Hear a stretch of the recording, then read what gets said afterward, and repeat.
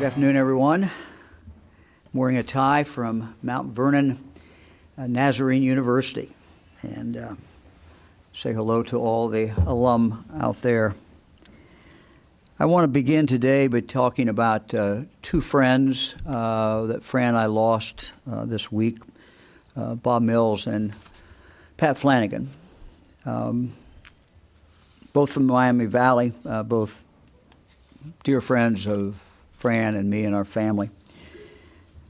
Bob Mills had a true vision for his community. He really saw the future and made it happen.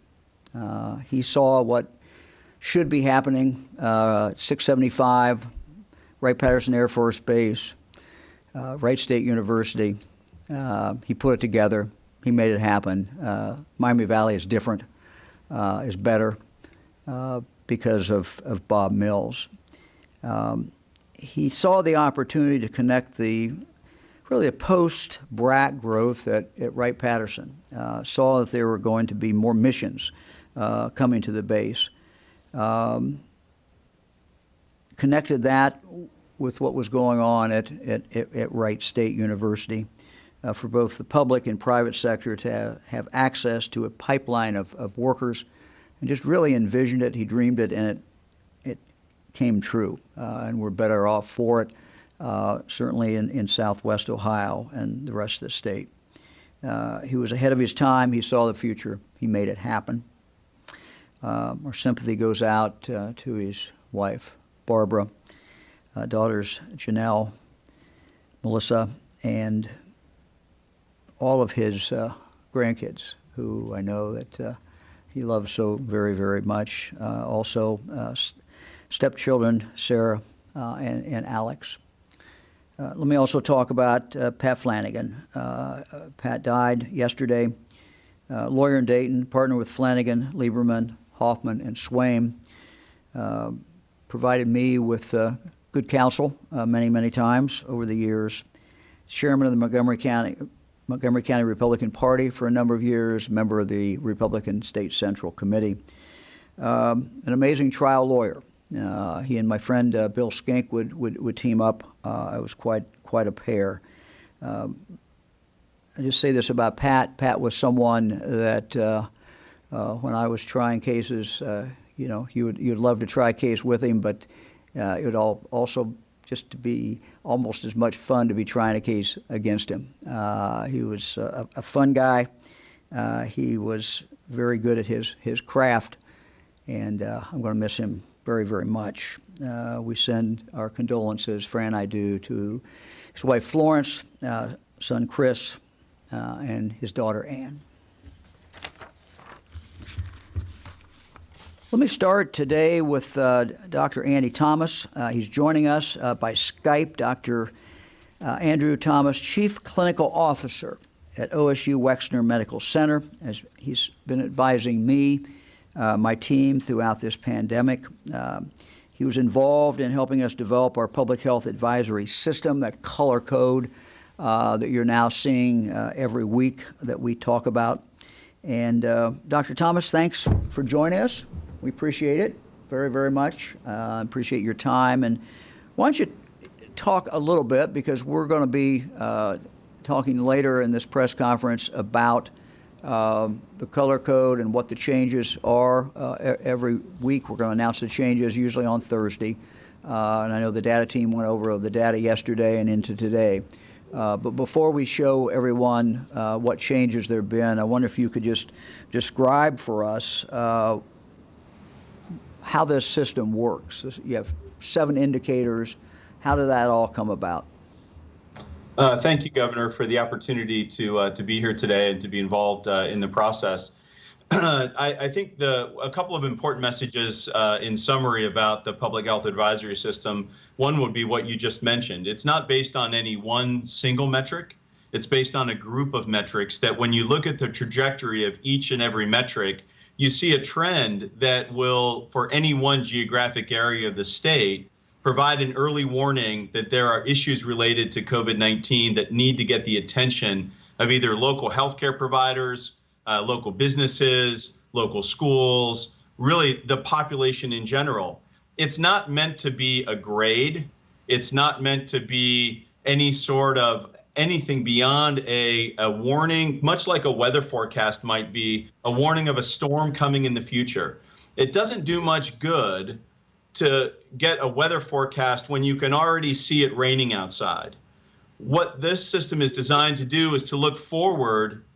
Where is the virus going in our community, to make sure that the proper messaging, the proper steps are taken in that community to try and reverse any trends of worsening infection. So it's not just one metric, it's a collection of metrics. That way, any one metric might be imperfect, but if you have 3 or 4 or 5 metrics all trending in a worsening direction, it helps make sure that you're giving accurate information out to a region of the state. And then, as I said, it's really meant to be an early warning. Now, there are a number of the 7 indicators. There are 5 that I would call leading indicators. They're showing where the virus is going. What's the trajectory of where it's going in the last week or 2 and into the next couple of weeks? The first, and probably, I think, in some ways the most important of the 7 metrics, although they're weighed equally, is new cases per capita. What per capita means is normalizing the number of new cases based on the population size of the area. So what this metric does is takes the total number of new cases over the past 2 weeks, and it looks at what is that rate per 100,000 citizens. So that allows us to normalize for a larger county like Franklin County, a medium-sized county like Stark County, or a smaller county like Athens County, to determine what's an equivalent rate of cases per 100,000 people. Based on CDC guidelines, anything above 50 cases per 100,000 in the past 2 weeks would be considered moderately high incidence of new cases. Anything above 100 is high, and anything below 10 is yellow. So the impact on the system would be if your county is less than 10 cases per 100,000, no matter what any of the other metrics say, your county is going to be yellow because the incidence is so low. If you're above 50 into that moderately high category, then you are going to trigger this metric. And if you trigger it and stay above 100 cases per 100,000 over the next 2 weeks, then the metric will not untrigger and you'll remain either red or higher. So this is in some ways a very important metric to look at. What is the burden of this illness in our community over the past 2 weeks, and then the trajectory of where it's been and where it's going. 3 other metrics that are also considered leading indicators deal with looking at trends of worsening data over a 5-day period. 2 of those relate to symptoms that patients describe when they either go to the emergency department or when they go to their provider's office. The symptomatic surveillance of viral illness is something that's been used for years in influenza. It's something that we have trending data on, and we can see if there's a rapidly increasing trend over the last few weeks of 5 days in a row of sustained increase in either in the emergency department or in providers' offices of people coming in complaining of viral illnesses. That will flag those 2 metrics. And the other metric, which is also a leading indicator, is about sustained increase in new cases. So what this does is take all of the new cases as they're reported based on the date that the swab was done, not the date that the test is returned.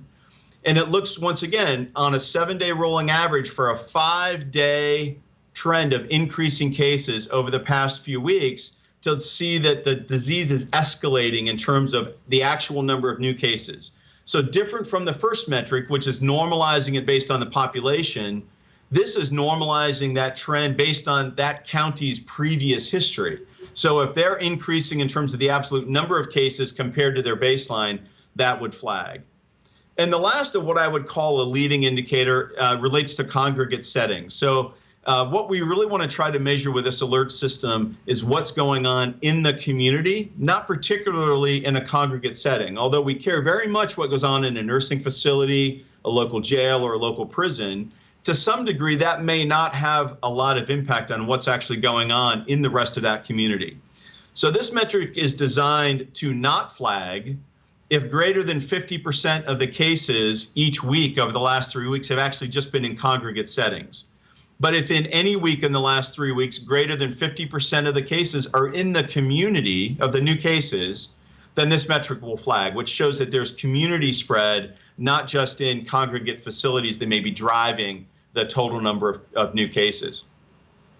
Those are the 5 what I would call leading indicators, and then there are 2 lagging indicators, and those mainly relate to hospitalizations. We know based on data that's been published that from the time someone contracts COVID-19, they typically don't end up being admitted to the hospital the next day. They're typically sick or symptomatic for a period of time, oftentimes 7 to 14 days before they even present for hospitalization. What these other two metrics look at as somewhat lagging indicators look at the rate of new hospitalizations by the county of residence for the patient. So it's not based on the location of the hospital, it's based on the zip code where the patient lives. And what that looks at is, once again, a sustained 5-day increase in the 7-day rolling average for new admissions to the hospital for patients with COVID-19. That will flag the metric. So once again, a rapid increase over over a 5-day period. And the last metric really relates to hospital capacity. It is about how many ICU beds are filled in an entire region. So for those who aren't familiar, the state is separated into 8 emergency management regions, and we have managed this illness through the Ohio Department of Health and through the medical community based on those 8 regions, whether it's supplies, whether it's testing, whether it's how we manage hospitalized patients. So we look across those 8 regions, and if any region has had greater than 3 of the last 7 days with more than 80% of their ICU beds occupied, that will flag the metric.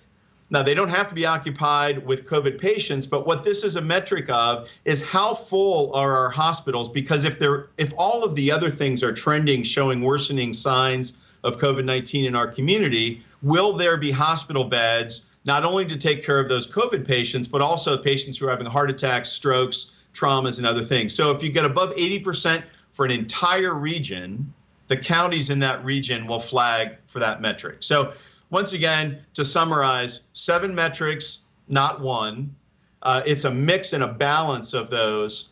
And it's really meant to be an early warning system to forecast where it's going in any one community so that the citizens of that community can take appropriate action to reduce the spread and bring it back under control. I should mention that the way the color coding system then works is if your county flags 0 or 1 of the metrics, you're yellow. Or as I mentioned, if you're less than 10 per 100,000 over the last 2 weeks, you'll be yellow. If you have 2 or 3 of the metrics that flag, you will be orange. If you have 4 or 5, you're red. And if you have 6 or 7, you're purple. Governor, I think if you have any questions, I'd be happy to go through them, but that's my basic summary of the system. Well, thank you very much. I think that's a great explanation, a lot better explanation than I did last week. So that's why we asked you to come in and give you did wonderfully, sir. Give the explanation. So I live in a county that is, let's say I live in a county that's yellow. What should I think about all this, and then do the same thing for orange and red and purple? Maybe start with the yellow. We still have a lot of counties that are yellow. We're seeing things change today, but what should I be thinking about this? So that's a terrific question. I think one of the things you should note about the map, I know you're going to go through this later in some detail, is that none of the counties are green. The reason none of the counties are green is no matter what county you live in, you are at risk for contracting COVID-19. There is activity to some degree across the entire state. Until we have a vaccine or until we have a pharmacologic medication treatment that is known to stop the incidence of the disease and the spread of the disease, no county really will be anything less than yellow, because no matter where you live, you are at risk for this. So I think as it escalates from yellow to orange, that will tell you that the incidence in terms of these metrics is showing that there's more disease in our county. Now, I think last night, sir, in your speech to the state, you made, I think, a terrific plea to citizens outside of the red or purple counties to wear a mask. I think one of the key things that individuals can do to try and stop the spread of this disease is wear a face mask. It's what we call source control. Some small percentage of patients who have COVID-19 are what are called asymptomatic positives, or in some cases pre-symptomatic. So for up to 48 hours prior to developing symptoms, you could potentially infect other people. Through no fault of anyone, in that case, if you have no symptoms and don't know you're ill, you could be spreading that disease to your neighbors, to your families, unless you wear a mask, keep 6 feet distance between you and others that you don't live with routinely, wash your hands routinely with either soap for greater than 20 seconds or with hand sanitizer, and then certainly cleaning high-touch surfaces. That's mainly something for businesses in terms of countertops, doorknobs, elevator buttons, and so forth. But no matter what county you live in, those 4 things, face masking, social distancing, washing your hands, and cleaning high-touch surfaces are the things that all of us should be focusing on to make sure your yellow county doesn't become orange, red, or purple, regardless of what the current rate might be. Orange as opposed to yellow, what's that tell me? Well, I think orange means that the storm's getting closer. It means that the wind's getting a little stronger. It means that there are either more cases or an increasing incidence of individuals saying they have symptoms of COVID. It may flag because suddenly what used to be a problem in a local nursing home is now a problem in the community. So it's once again going from either 0 or 1 indicator flagging to 2 or 3 just tells you that on average the data is getting worse for your area. Not enough to be red, but certainly worse than yellow. So I think once again, more focus on those 4 interventions: wearing a mask, keeping your social distance, washing your hands routinely, and then washing high-touch surfaces. In red? Well, red, based on the public health order from a couple of weeks ago, red requires face masking when out in public, when you have a reasonable expectation of being around other people. So if you're out walking your dog on the sidewalk and you're not going to stop and talk to your neighbors, you don't need to wear a mask. But certainly if you're going into local businesses or you're going to be directly interacting with others, not kind of outside of those you live with in your home, you really need to be wearing a mask in those red counties. You know, when you think about it, Governor, there's a reason why surgeons have worn masks in the operating room for over 100 years. It's not really particularly to keep the surgeon from being infected by whatever they're doing with the patient. It's because we know that when the surgeon breathes or the anesthesiologist breathes or the nurse breathes, they're breathing out bacteria that can cause a wound infection. So the source control of a mask is really important if you're one of those asymptomatic positives. It keeps you from having others be at risk of spreading the disease. It's the primary use of the face mask. At the same time, if someone else either doesn't have a face mask on, or even if they do, but maybe they're not wearing it perfectly, they're wearing it below their nose or whatever it might be, you wearing a mask also can protect you for those droplets that are in the air because that person's either not wearing the mask correctly or not wearing one at all. So mainly the mask is to protect others, but it also provides protection for yourself. And purple? Well, I think purple is, we haven't had that experience yet. We've had a couple of counties that have been flagged for potentially moving to purple. I think almost by definition, that means that you are flagging the 2 hospitalization metrics. Either your hospital ICU beds are generally full across an entire region, or the residents of your county have an increasing hospitalization trend. I think it's obviously the most concerning set of circumstances. It's the disease is not only trending worse, it's kind of already there and bad. And I think purple is where certainly local health leaders, local community leaders really need to think about other options that they may take to try and stem the tide of the disease beyond where we're at with the face masking order for red. I think in no uncertain terms, it means that the storm is there and the winds are blowing really hard. And if something isn't done about it, it will just continue to worsen, somewhat like what we're seeing in Florida or Arizona or some parts of Texas. It's there, and it's going to take a while for that storm to recede. So the goal is to have no one ever have to get to purple. Like I said, this is not a grade. This is a warning system, an alert system that will help people understand when they need to step up their I mean, I personally wish people would wear face masks, as I said, in the yellow or orange counties without needing to be ordered to do so. I think that would be one of the most effective, and I think most medical experts across the state would agree with that, as one of the most effective ways to prevent you from becoming red. But the goal is this is not a grade. This is a warning system and a chance to allow local people in the local community to understand what's going on, so that it's not one score for the state, but it's really tailored to what's going on in your local environment. Great. Dr. Thomas, thank you. We appreciate it. Thanks for having me, sir. Thank you very Take care. much. Lieutenant Governor. Thank you, Governor. Good afternoon. We do want to thank Dr. Thomas for all the work that he and the team put into that system, just to try to help people understand where things are going and to give them that early warning that things are trending in the wrong direction, and also hopefully, if we do things right, trending in the right direction. Today, I want to just spend a few moments on talking about the connection between health and health interventions and our economy. And if you recall, early on in the process, one of the contributing factors that led to the shutdown of many of the things that we hold dear was the fact that we did not have an adequate supply of PPE, of testing, of all kinds of things that are essential for healthcare workers and for public health officials to manage the disease, the virus, the pandemic. And today, in that process, we had a number of manufacturers who stepped up, who helped fill the gap. But we know that we don't want to find ourselves in this position again.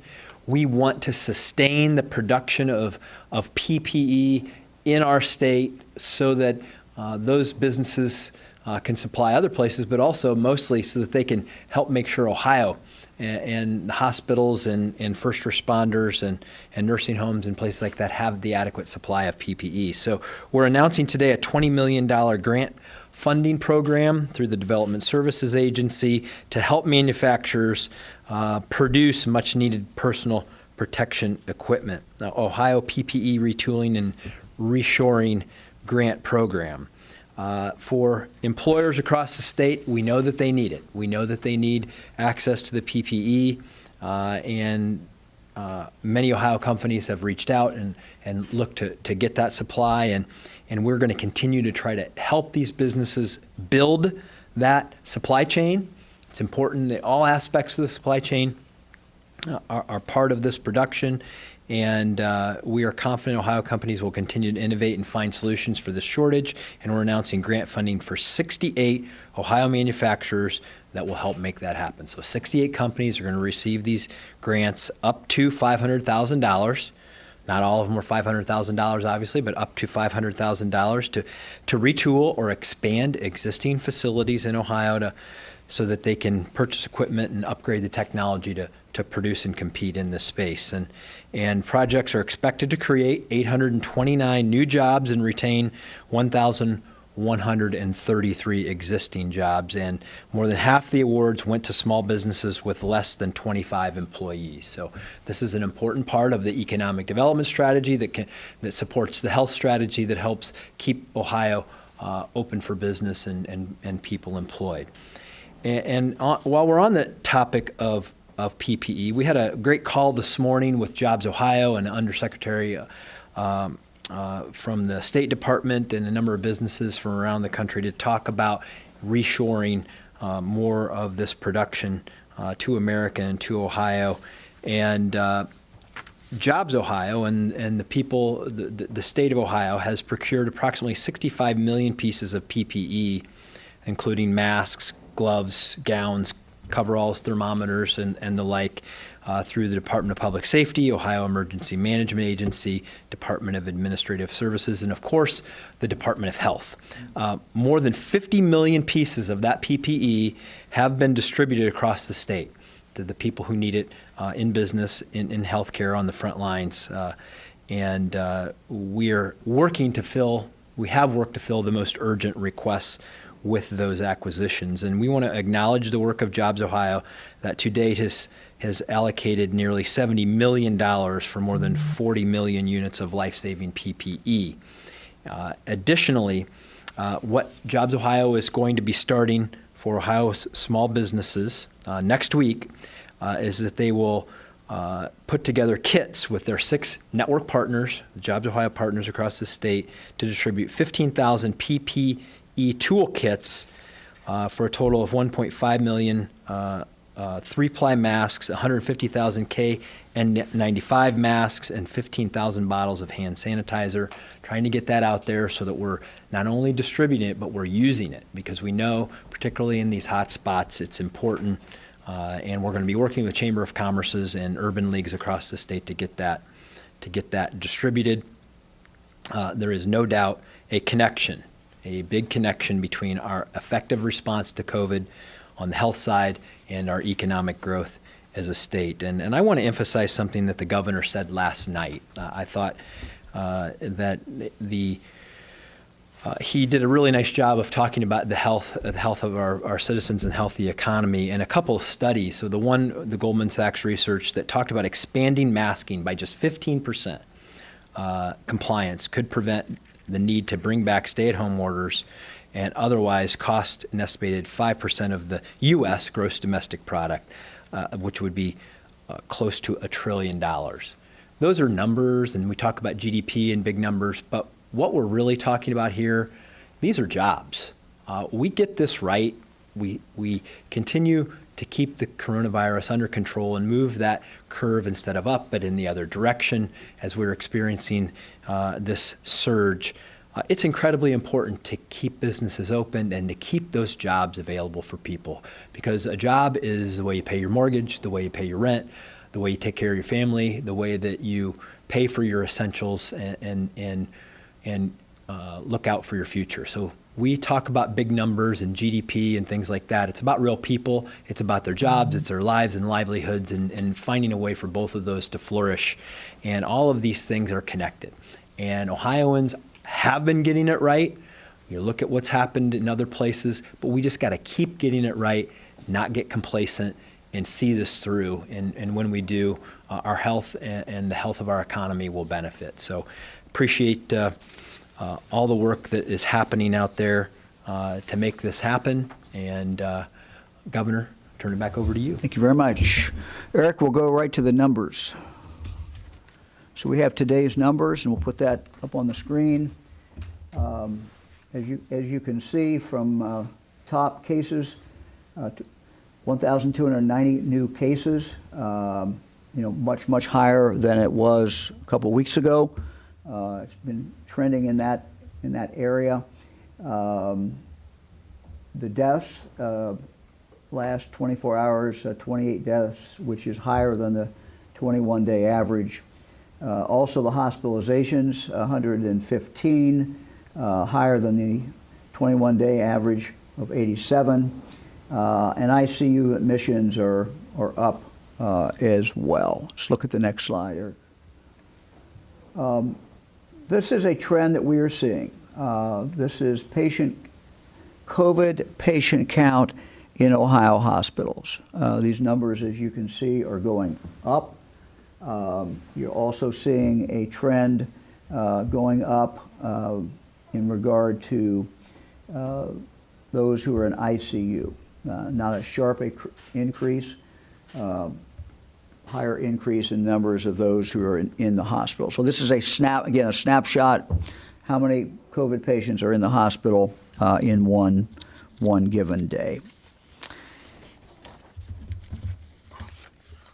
So let's go to the new map. Dr. Thomas talked and explained this. I think did a very, very good job.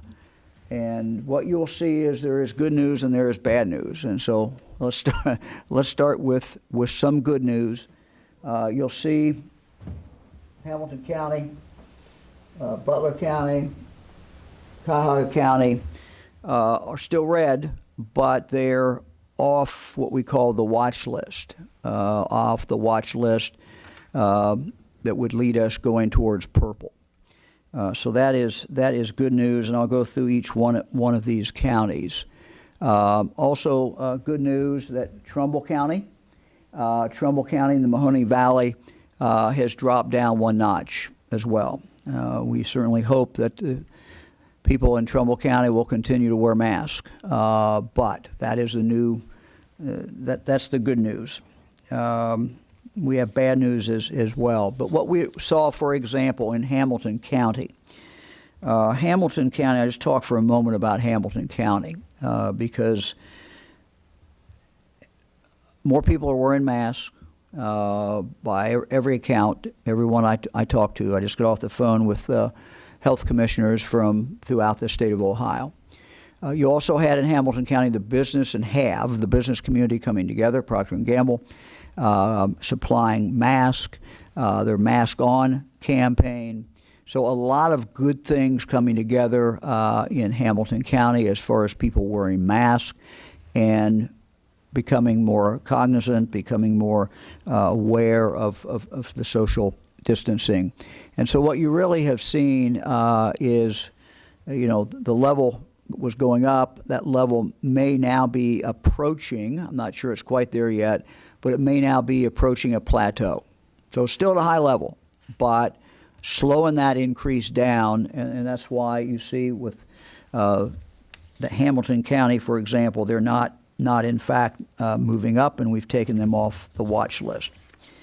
A new county, unfortunately. Let's go over to Athens County. Athens County, the situation there is rapidly accelerated with isolated outbreaks that have resulted from a concerning community spread. Athens County has more COVID-19 cases in the last 2 weeks than they've had over the entire time of the pandemic. Really shocking. People visiting their doctors with COVID-19 symptoms have skyrocketed, gone up by 700% over the last 3 weeks. Local health officials report at least 3 outbreaks at local bars, all of which have temporarily closed due to their staffs having cases. So as I talked to the health director today, health director described that area right downtown has been a huge problem area. We'll go up to Allen County, Northwest Ohio. Large surge, had a surge of 76 cases over the last 2 weeks. This is not just from increased testing, as more and more Allen County residents are seeking care from their doctors and from the ER for COVID-19 symptoms, the early indicators that Dr. Thomas talked about. Local officials have noted isolated outbreaks at a restaurant and another workplace. Allen County has reached a tipping point regarding this virus, hitting majority of our indicators. Delaware County. We're seeing a surge of cases. Delaware County in central Ohio. Delaware County, with 174,000 residents, has had 233 cases over the last 2 weeks. Just for kind of an interesting comparison, this is more than the entire country of Ireland. Population 4.9 million had over the same period of time. Over the last 3 weeks, we've seen the amount of people going to the doctor with COVID-19 symptoms in Delaware County double. This is why Delaware County is triggering so many of our indicators. Local officials also note a number of travelers who have contracted the virus, they think, while in Florida and coming back from Florida. Also in central Ohio, Licking County. Licking County is in a similar situation to almost all of central Ohio. Licking County, with 166,000 residents, has had a surge of 159 cases over the last 2 weeks. While some cases have come from long-term care facilities, almost 3/4 of the cases have come from outside congregate settings, indicating significant community spread in the county. Local officials also note a small outbreak at a house of worship. Lucas County. Lucas County is a higher populated county, obviously, but their numbers have moved into an area of concern with 393 cases over the last 2 weeks. The average number of cases has more than quadrupled over the last 3 weeks. ER visits have doubled. People seeing their doctor with symptoms have tripled. Lucas County has reached, again, a tipping point. Local officials note an outbreak at a long-term care facility as well as at a recent funeral. Richland County. Richland County is also now a red county. They've seen their daily case average double over the last few weeks. While it is a smaller county, 124,000 residents, Richland County has had more cases over the last 2 weeks than the entire nation of Jamaica, population 2.9 million. More and more Richland County residents are seeing their doctor and going to the ER for symptoms. These signs all point to Richland County reaching a critical stage in this pandemic. Local officials note outbreaks associated with a restaurant and a birthday party, in addition to multiple long-term care facilities. Scioto County, Southern Ohio, has seen more cases in the last 2 weeks than it has over the course of the rest of the pandemic.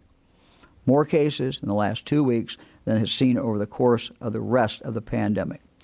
Almost all of these new cases were from outside congregate settings, not in congregate settings, indicating widespread community spread.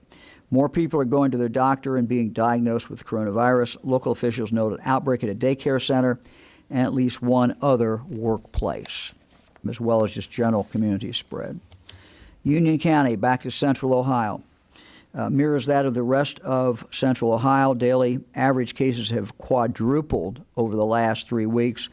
More and more residents are seeking medical care for COVID-19. Almost all new cases have been outside congregate settings, indicating significant community spread in Union County. Union County has experienced new cases due to travel outside Ohio, including to Arizona, Florida, North Carolina, as well as routine travel to and from neighboring counties. Let me go back to Butler County. As I said, some good news. Butler County has moved off the watch list this week. They're still on red, but off the watch list. However, the county continues to be red as it has been. The number of cases in Butler County is still increasing, but at a slightly lower pace than during the previous week. Butler County residents are continuing to seek medical care for COVID symptoms in emergency departments and outpatient settings. Butler County, with 368,000 residents, has had more cases during the past 2 weeks than the entire country of Denmark, population 5.8 million, has had during the same period of time. Clermont County continued to have a concerning increase in spread in cases. During the past 2 weeks, Clermont County has had 130 new cases, which is 24% of their total cases since the beginning of the pandemic. Additionally, outpatient visits have tripled during the past 3 weeks. To put in perspective, Clermont County, with 197,000 residents, has had more cases during the past 2 weeks than the entire country of Finland, population 5.5. Almost all of the new cases have occurred outside of congregate settings, indicating significant community spread in Clermont County. Up to Cuyahoga County, still at a critical stage. They are averaging 179 new cases per day, an increase of 49 additional cases per day since June 23rd. Outpatient visits for coronavirus more than tripled during the past 3 weeks. The county is very close to meeting the threshold for new hospital admissions. Some new cases are being driven by out-of-town travel and recreational activities. It's critical that the residents of Cuyahoga County remain vigilant and do all they can to reduce their risk and exposure to the coronavirus. We're continuing to monitor that as well. Back to Hamilton for a minute. Again, it remains red. Local health officials have said that number may be plateauing or getting close to plateauing. While leveling off, the number of cases in the county certainly remains high. During the previous week, the county registered more than 1,400 new cases. The number of people seeking medical care has increased 2.5 times during the past 3 weeks. And 3/4 of new cases are outside congregate settings, including an outbreak at a high school, multiple workplaces, and restaurants. So those are the counties, as we said, that are red.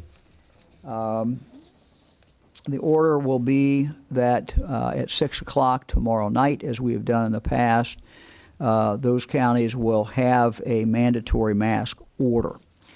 That will mean that approximately 60%, as of 6 o'clock tomorrow night, approximately 60% of the population of the state of Ohio will be living under a mask order. I also want to do a shout out for Walmart and Kroger, and there may be more I may have missed, but just in the last day, they have all required masks to be worn. We've talked about masks a lot, but as I said last night, the jury is in. The verdict by everyone really who has looked at this in the medical community and the health community overwhelmingly that masks do make a difference. I am cautiously optimistic what we've seen, particularly out of Hamilton County, that is moving, and it's moving in the right direction. And so my message to my friends who are in yellow counties or orange counties, please wear those masks. We're not putting an order on yet, but this is how you can keep it where you are, or maybe even go to a lower degree of spread. Looks like it is working in Hamilton County.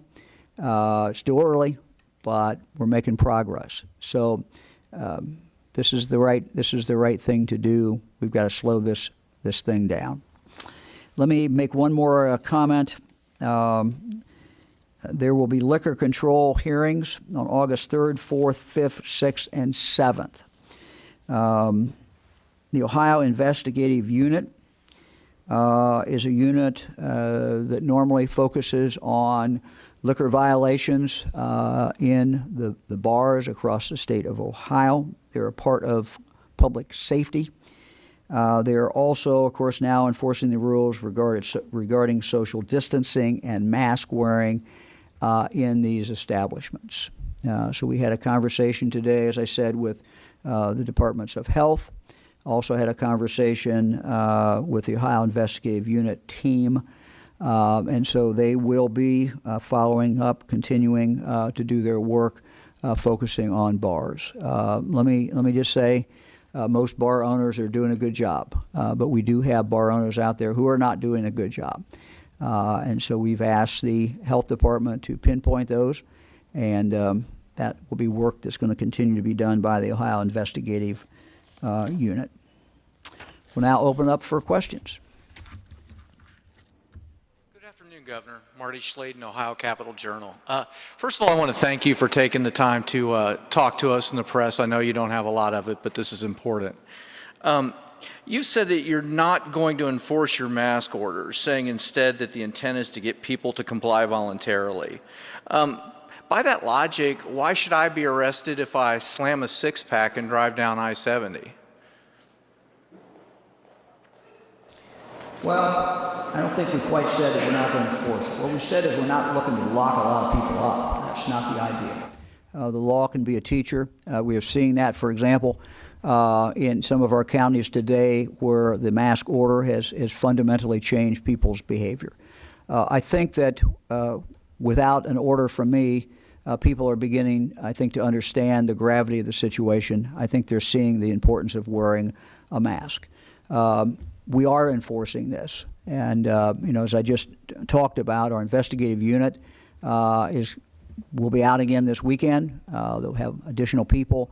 They will be going into bars and making sure that the bar is complying with its social distancing.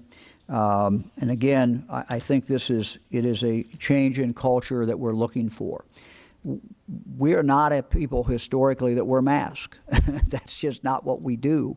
But we all are adjusting now to the new world that we live in. And the new world is that if we're going to make it, if we're going to continue to have businesses open, if we're going to continue to be able to do some of the things that we want to do, wearing masks out in public is very, very important. So the answer to your question is the law is a teacher. We're not saying that there won't be occasions of flagrant violation of this, that something might not happen. So again, we're asking people to do this. I think it's the same situation that you're finding in other states as well, and people are doing it. Thank you. The state now will be under by tomorrow night under that order.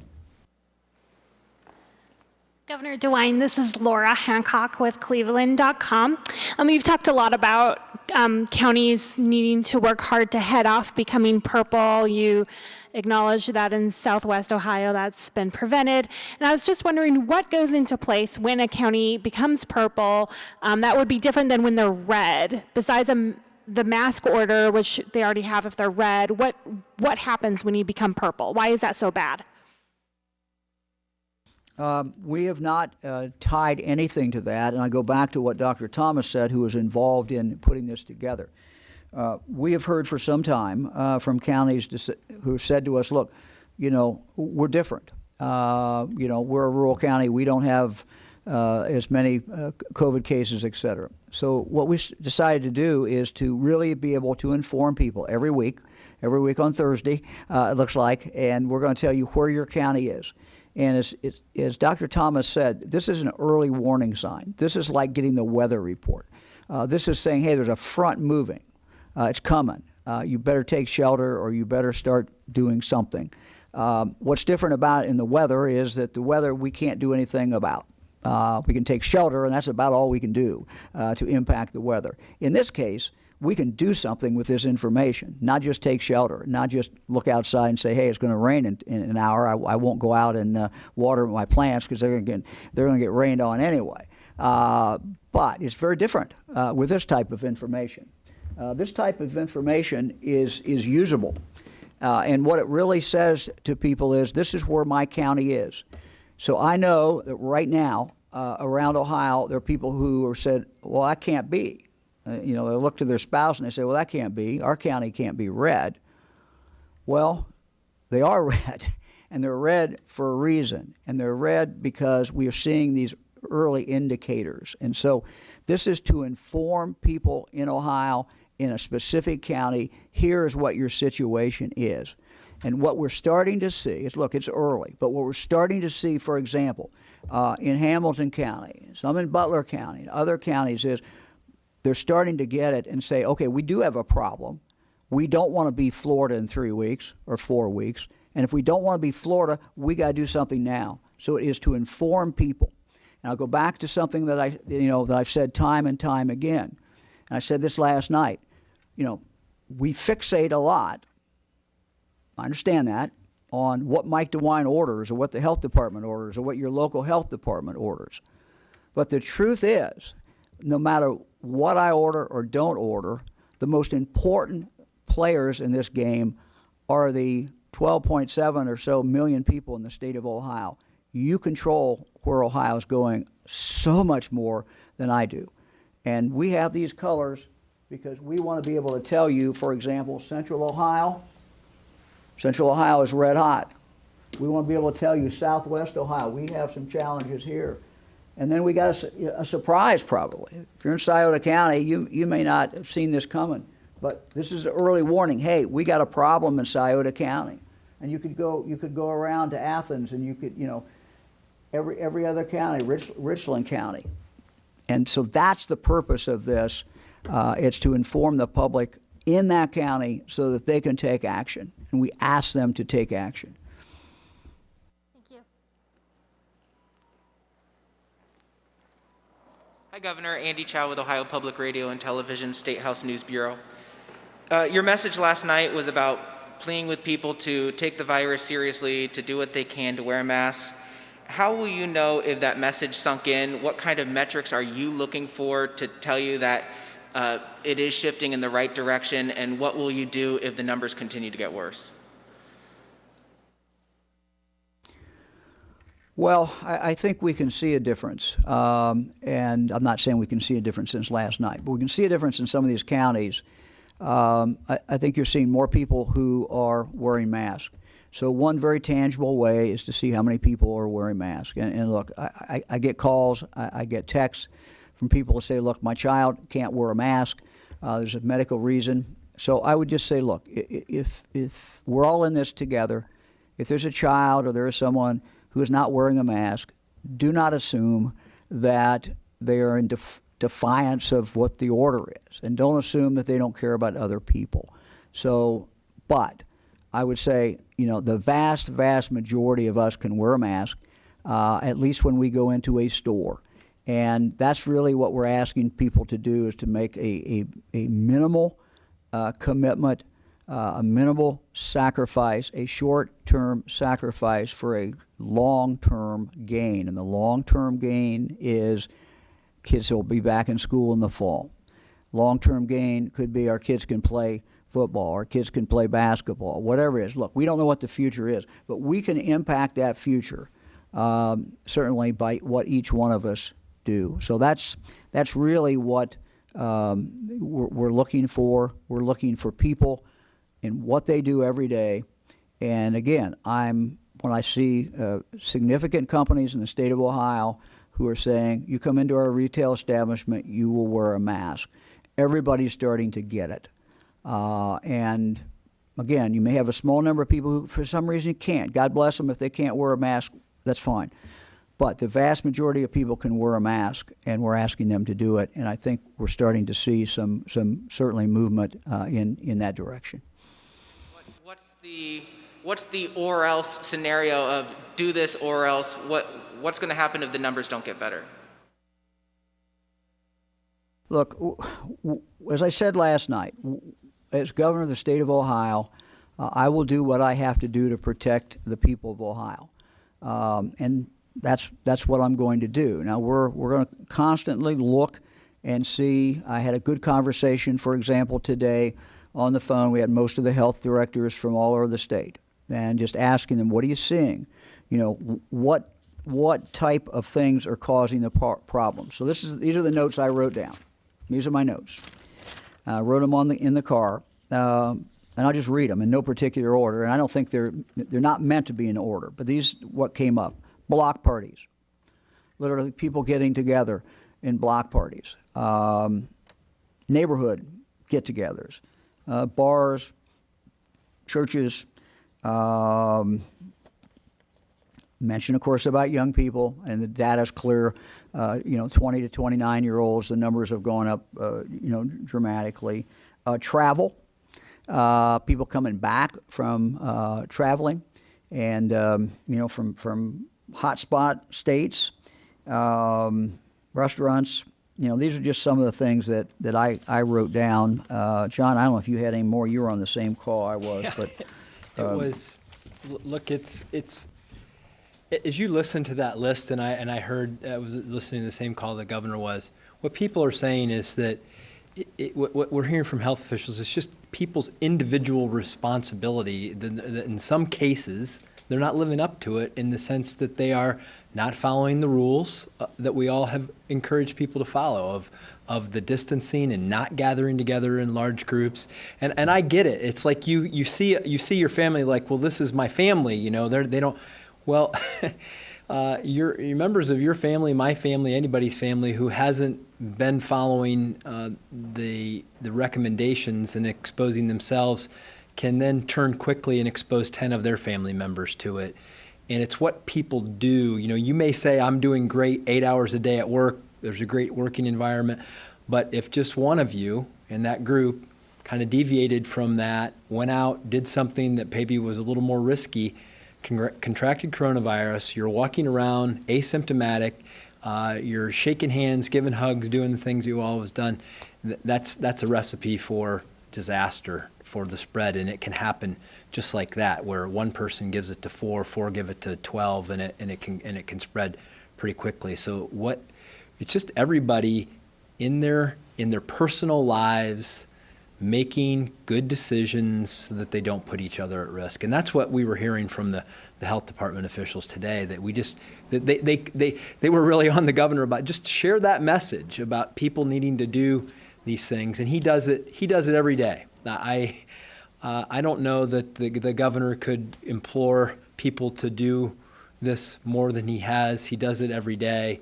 And the more we listen to his advice, the better off we're going to be in the long run. Andy, let me just answer the question this way. And one of the things that we're seeing, and this came up on this call, and that is people say, well, people's own home, and they have in the backyard or inside, obviously more dangerous, 75 people. And, because we don't restrict what people do in their own home, people look at that and say, well, that's not part of the order, and I don't have to do it. And so what we're really asking people to think about is, don't think so much about what the order is, but rather think about, does this make any sense for my family? Does this make any sense for everybody else? And so to answer your question directly, I will do whatever it takes to keep people in Ohio safe. Thank you. Hesitated before, I'm not going to hesitate again. But the better pathway, obviously, is if people will look at these colors. If you're yellow, try to keep from going into orange, and if you're orange, try to keep going into red. And if you're red, do everything you can to push it back. So we're trying to inform people with this. Hello, Governor. Kevin Landers, WBNS 10 TV. I'd like you just to clarify again what purple means. Does that mean a county could possibly shelter in place? Does that mean you would institute a quarantine for people who are leaving the state, for example, going to Florida? What exactly does that purple trigger? And then, we have a state of 11.7 million people. We had 1,000 new cases today. That's not a large percentage of the population. Can you explain why that is such a concern? Why which is such a concern, Kevin? I'm sorry. We have 1,000 cases, 11.7 million people. That's not a large percentage. Can you explain why that is such a concern? Talked about this last night, and I understand it doesn't look like a huge number, but we are basically where Florida was a month ago. Florida was at this level. If you look at positivity, if you look at number of cases, look at all kinds of different ways, and see where Florida is today. And so, look, we see these things coming. This system was designed. The color red was picked for a reason. It is a danger. We have challenges. It's a warning system. So what we've learned throughout this pandemic, and what, frankly, the scientists told me very early on, in February, they said, you have to move well before it looks like you have to move, because it goes out and multiplies out like this. So, for example, if you live in one of these counties, one of the yellow counties, now is the time to cut this thing off.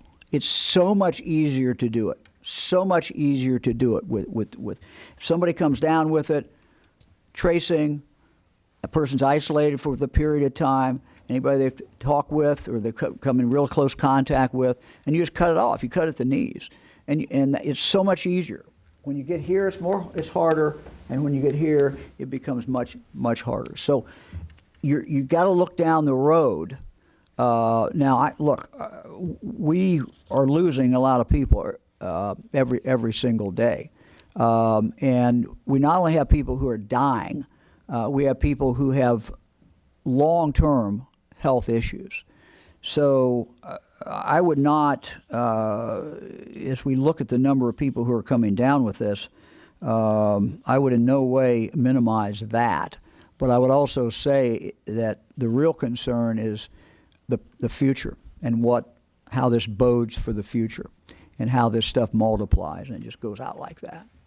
Governor, can I emphasize something that I heard Dr. Thomas say, and I listened to a lot of these calls when it was being designed. It wasn't necessarily designed to be a triggering tool. It was designed to be an information tool. It was designed as an early warning system. He talked about it as a weather forecast. It's like, look, you may have some severe things coming at least, but unlike a weather forecast, you can actually do something about this. You can take the precautions individually and collectively to change your future. And that's what we want it to be. We want people to say, hey, this is happening. Maybe I ought not go do that family reunion or whatever it might be that we thought was a good idea a few weeks ago, because we're seeing a spread. And hey, there's a lot of 20 to 29-year-olds in this group. We know that they've been out doing a lot of things. They could be asymptomatic. Maybe we ought got to rethink what we're going to do. That's what we hope people will use it for, to inform, making better personal decisions, taking more personal responsibility in the ownership of the solution. So, for example, if you're in Hamilton County today, you know more, a little bit more at least, than you knew this morning. And what you know is, hey, we're doing a little better. Maybe some of these things that we're doing and we're putting in place, and the mayor and the county commissioners and other people are urging us to do, maybe some of that's working a little bit. And you know that at least you've slowed that rate of increase down. That tells you something. And it tells you something if you're in Scioto County and you say, I didn't know that. I didn't know that this was bad. So again, these are indicators for people to be able to react to. Thank you. The question, the next level, the fourth level, we have nothing tied to that at this point. Doesn't mean we might not in the future, but we have nothing tied to that at this point. Hello, my name is Susan Kratzer with Hannah News Service, and I was just wondering, what's the National Guard, what's the status of their operations right now, and do you have any plans for once aid from them ends in certain areas like nursing homes, will there be just any kind of support after them? National Guard is today, I believe, doing some community testing, the pop-up tests. They also are in nursing homes. They're going to stay with the nursing homes for another week or so. They're making very, very good progress with the staffs there. We then will, at that point, move to a different system as far as the nursing homes, as far as the testing, where every nursing home will be required within a certain number of days to completely test all staff members. And that will be up to those nursing homes to do that, and we will monitor that, and we will monitor the results. The Guard at that point will move more out into the communities. What I've asked our team to do a few days ago is to look at our mid-level counties, look at our counties that may be getting ready to turn red, and talk to the local officials and see, do you need more testing in the county? Can we come in for a day? Do you want us to come in? You want the Guard to come in, do pop-up testing, say in Mansfield, Lorraine, and so the scheduling of the Guard as we go forward is going to be a lot of it is going to be that community testing. They can come in, they can set up, they can get it done, we can get the results back, and that's helpful to that particular county. So they're going to be on a mission to find places where the local officials believe there is not enough testing. There's not been enough opportunity for testing. And so again, if anyone's watching this today from a county and you don't not think that there's enough testing in your county, talk to your local health department. If they don't think there's enough testing, they will be in touch with us and we will come in with the National Guard. We are very, very happy to have the Guard moving forward. I just signed a letter to the President thanking the President for the subsidy on the Guard, but also asking that be extended. So we would have more opportunity throughout the rest of the year to have the Guard out 5, 6, 7 days a week. Thank you. Hello, Governor. This is Luis Gil with Ohio Latino TV. Governor, I would like to go on the same line about your speech last night. It seems like you were torn delivering your speech. What's the right thing to do for Ohio and Ohioans? So many people were not expecting. They don't know what to expect, but they were not expecting for you to come out and just simply ask, wear your mask. And in short, is it up to us, if all to Ohioans, to come out of this crisis? And in short, what do we got to lose? It's just to wear the mask for 3 weeks or 4 weeks. Well, Louis, I was torn. I guess anybody in this position is torn. You always wonder, what are the things to say to people. But we scheduled that. It's the first time since I've been governor that I ask, to have time that time of night. We normally do this 2 o'clock press conference, but I wanted to talk directly to the people of the state of Ohio. and to lay out for them what was going on, what I was seeing every day, and frankly, what my concerns are. I owe that to the people of Ohio. I owe it every day to tell them what we're seeing. But I want to do it in a more maybe cohesive environment or cohesive speech than I do sometimes when I'm here, because I wanted to tell them that every morning when I get up and turn on the news and I see what's going on in Florida or Texas or California or Alabama, other states, my worst nightmare is that that's coming to Ohio. And we have good evidence that when you look to where those states were a month ago, basically it's where we are today.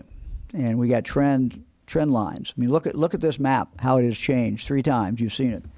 We now have 60% of the population of the state of Ohio living under red, which means we have very specific problems, and it's moving up, moving clearly in the wrong direction. So it was, as a former prosecutor, I guess it was my argument to the jury, people of the state of Ohio are the jury, and to tell them these are the facts. These are the essential facts that we have. This is what we know today. This is what we have to do to get through this. And what is at stake is what the fall is going to look like, what the winter is look like, our future. Our future as a state is at stake. No one wants to see us shut down. No one wants to see business shut down again. No one wants to see us hunker down. But if we're going to avoid all those bad things, we have to take action. And we have it within our collective selves to change the outcome. We really, really do. So that's what I was trying to do, trying to talk to the people of the state. And look, as I said at the beginning of the speech, there'll be additional orders in the future. But again, whatever those orders are, what's more important is what people do every day.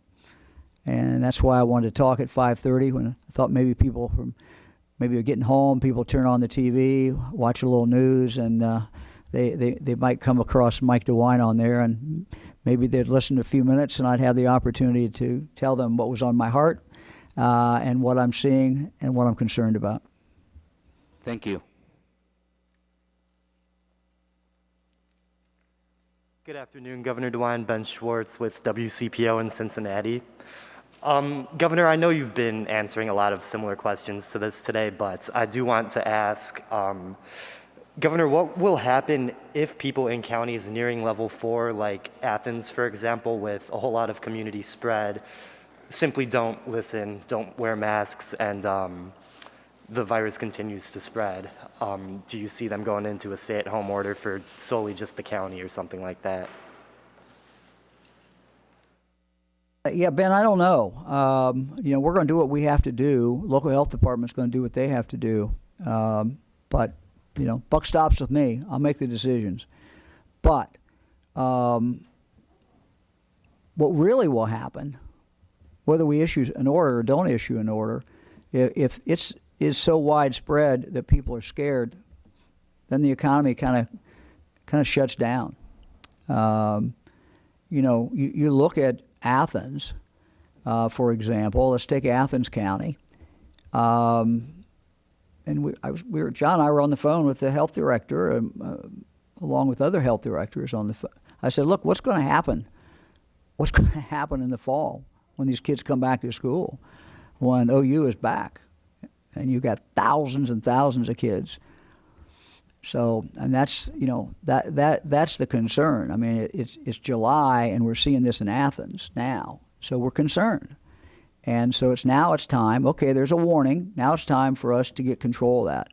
And by us, I mean the people who live in Athens, people who run the bars, people who are there. It's time to get control of the situation, because you're going to have tens of thousands of students coming back in the fall. And it's not just unique to Athens, but it's got a lot of students coming in.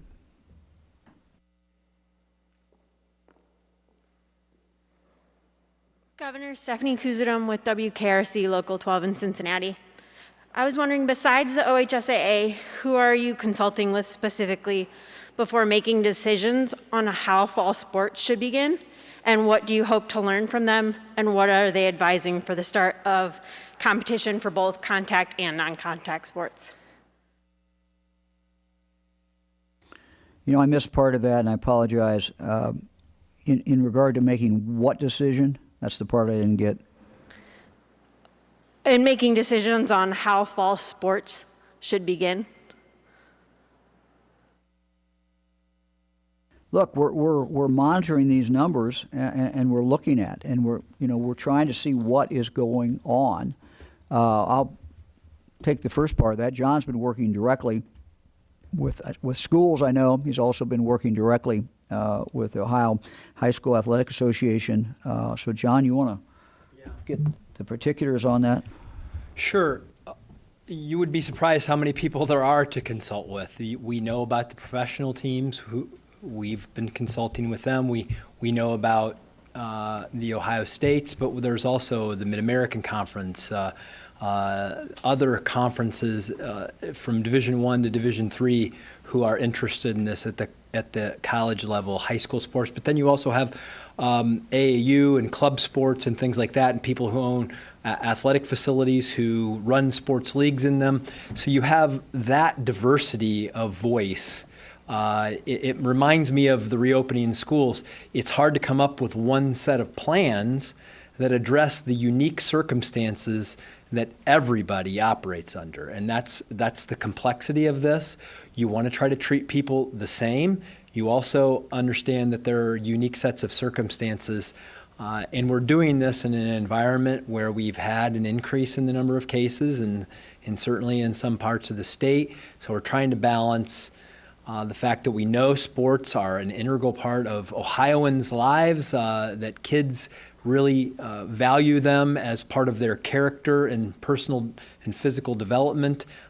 We understand the magnitude of both and the consequences of either decision. That's why it's taking time to work with all of those different groups to try to get this right. And it's been complex, but when you're listening to all of these voices, it takes time to pull it all together in a changing environment as it relates to coronavirus. So know that it's been a very inclusive process. We understand that there's a need to get this information out, and we're working to come to that conclusion, hopefully here in the very near future. But let me also point out that this ball game, if I could say this, is constantly changing. We're taking all the information in, but we don't have a crystal ball as far as exactly what this virus is going to do. I mean, what you're starting to see in college, athletics certainly, you're starting to see teams that are being tested, and then you're starting to see what the results are. You're seeing that in the pro sports as well. So, all of that information is coming in. It's information that we are all of us, everyone out there watching on TV, is processing as well. So a lot of this is we're pulling in from all kinds of different sources, and it's a constantly changing and it's a moving target. Are any of those voices athletic trainers, which are considered healthcare professionals of the sidelines?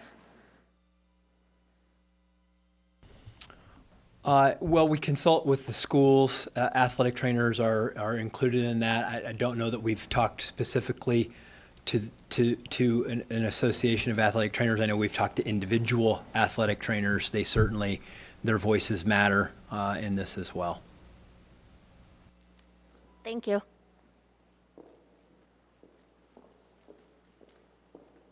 Hi, Governor. Tom Bosco with ABC6 here in Columbus.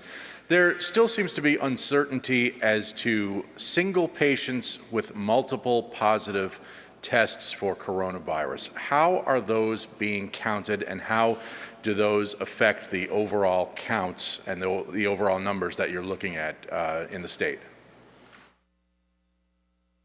I'll tell you what I know. My understanding is that one person becomes one case, no matter how many times they have tested, and that is that process is done at the health department level. John, do you have any more on Yeah, that? it's a great question. I get it often. I directly ask the health department about this, and what they explained is that when you get tested, you're going to give your name and you're going to give your birth date, and they cross-match. So even no matter how many tests you've had, they're going to cross-match that and make sure that that data is only there for a single individual. If you got tested 3 times, it's going to be deduped into one case per individual, per name and birth date.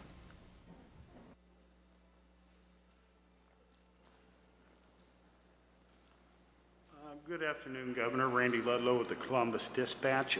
You declined last night to go to a statewide mask order. With the addition of today's red counties, more than half of Ohio's population is now under a mask order. Governors and health authorities in 24 states now have issued mandatory mask orders, including 6 just in recent days, including fellow red state governors. What do they see or what do they know that you don't when it comes to imposing a mask order? Well, as you know, Randy, we were probably one of the first states to impose a mask order for business. So we did that very, very early. As you just pointed out, we have now 60%, as of tomorrow night, 60% of the population of this state will be living in a county that has a mask order. We may come to that. We may make a decision that the entire state will be under a mask order. What we've tried to do is to do 2 things. One is to give people the information that they need to make these decisions. Ultimately, order or no order, it's what people do when they go out of their house. Do they put a mask on? Do they have a mask? Do they put a mask on when they go into a business? The trend line is clear, and the evidence, as I pointed out last night, is overwhelming. So I thought I would try, Randy, one more time with an address in the evening to talk to the people of the state of Ohio about the importance of wearing masks. My experience in life is that people react generally better when you ask them to do something, when you give them the evidence, than they do when you tell them to do something. So I'm trying this, and I made an impassioned plea last night. I think we have the facts on our side. I know we have the facts on our side. Clearly, the scientific evidence is there, and I'm asking people of the state, no matter what part of the state they live in the next few days, to think about it, pray about it, and I hope that in the next few days they make the decision, even if they're in a county that is yellow right now. They need to know that their county may not be yellow in the future. They need to know that their virus is out there lurking in their county where they live. So I'm giving them a few days, and we hope that we'll see a lot more people who have masks on. I'm heartened, frankly, that we are seeing, and the culture, I think, is moving in this direction. I think when you have 2 big companies, for example, where virtually everybody shops, Walmart, Kroger, in Ohio, that's a real trend. So we're going to give it a little while, and I would not rule that out as we go in the future. But I think, again, people rather be asked than rather be told. And the bottom line is how many people are being careful, because masks are important. But as we learned and we hear all the time, we heard from the health directors today, it's not just masks, it's people coming together. And there's only so much that, we can get into people's lives. Ultimately, it's going to come down to what they do when no one else is looking. What they do, do they have that block party? Do they have that party in their backyard where they've got a ton of people there? These are things that we can't control. But in the end, if they're armed with the sufficient facts and the evidence, and they see what a real threat that this is, and they know that we could become Florida darn short period of time, I hope that convinces them. So we'll see how good I'm doing at convincing people in a few days. Thank you, Governor.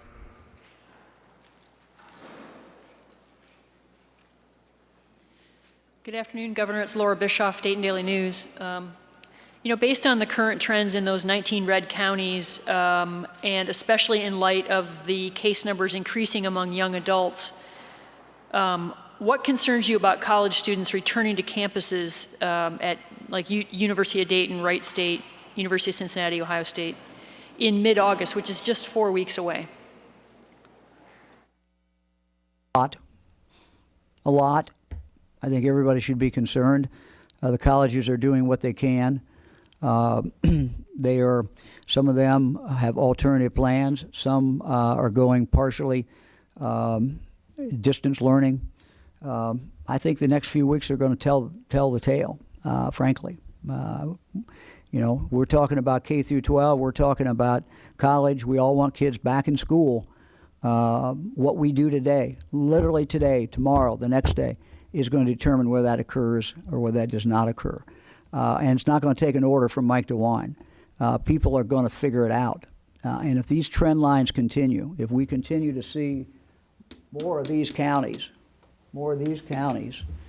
like I said, it's not going to take an order. You're going to see colleges that are going to be dealing with their customers and their clients, and people aren't going to want to come back. Parents won't want to send their kids back. So we've got to get control of this. We've got to get control of it now. But we're 4 weeks away. You're absolutely correct. Thank you. Hello, this is Jessie Bulmer with the Inquirer, and I'm the last question. You've talked about the importance of, the dangers of traveling to hotspots. You've also said repeatedly that Florida is a trouble area. Are you planning to go to the RNC events in Jacksonville?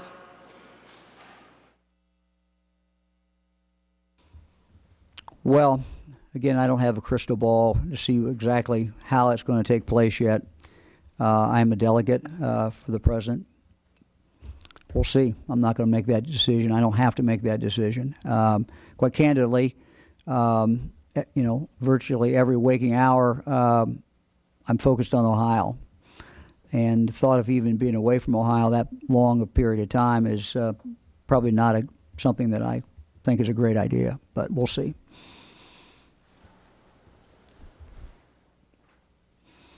Well, thank you very much. Unless there's some breaking news, we'll see you all back on Tuesday, and I hope everybody has a great weekend.